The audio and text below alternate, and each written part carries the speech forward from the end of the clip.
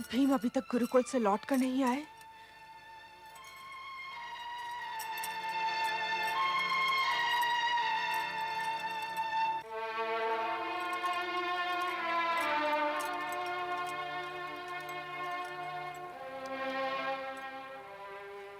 दुर्योधन कहाँ है? महारानी जी, राजकुमार अपने मामा श्री के पास हैं। तुम सदा दुर्योधन ही पर क्यों संदेह करती हो गांधारी? पृथ्वी से अधिक अपने पौधे के गुण अवगुण और कौन जान सकता है। मैं कभी कभी दुर्योधन के स्वभाव से डर जाती हूँ। जब भी वो मेरे पास आता है तो ऐसा लगता है कि उसके पीछे पीछे कोई भयंकर आंधी चली आ रही हो। उसके व्यक्तित्व को काटिए छांटिए आर्य पुत्र, नहीं तो कल को इतिहास हम ही को उत्तरदायी ठहराएगा।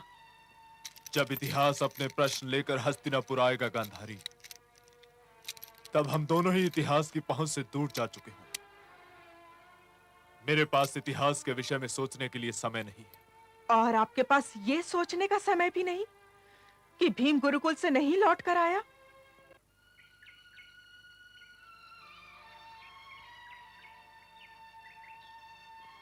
अरे भाई, कुछ पता चला? ये बड़े आश्चर्य की बात है। हस्तिनापुर के वन में हस्तिनापुर के राजकुमार को खो दिया। अब ये गूंगे पेड़ पौधे क्या बोलेंगे कि पांडु कुमार कहाँ गए? भैया, मानो या न मानो, भीम के खो जाने में दुर्योधन का हाथ है। अरे भाई, जरा धीरे बोलो। ऐसी बातें ऊंचे स्वर में नहीं कही जाती। अरे भाई, चलो और ढूंढो। चलो चलो।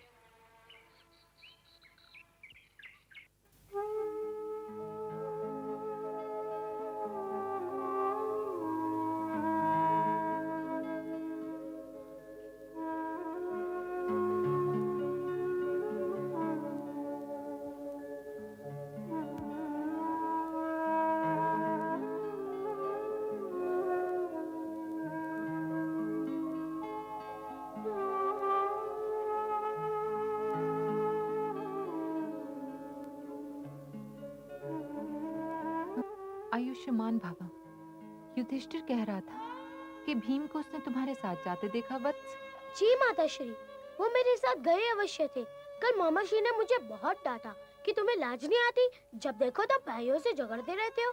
तो सबसे पहले हमने भाई भीम के साथ मेल किया। थोड़ी देर हम खेले, फिर वे ये कह के चले गए कि वे ज्येष्ठ भ्राता के पास जा रहे हैं। उनको खेल में मेरा दांव भी देना था, पर मैं चुप रह गया, कहीं फिर से झगड़ा ना खड़ा हो जाए।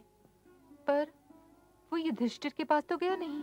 यही चिंता तो मुझे भी है माता श्री कि वो गए कहाँ।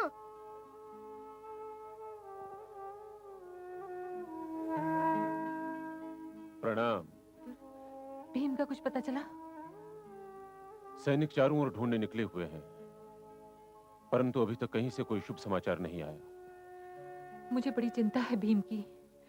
चिंता तो होनी ही चाहिए, परंतु भीम तो पवन का एक झोंका है, उसे कौन बांध सकता है?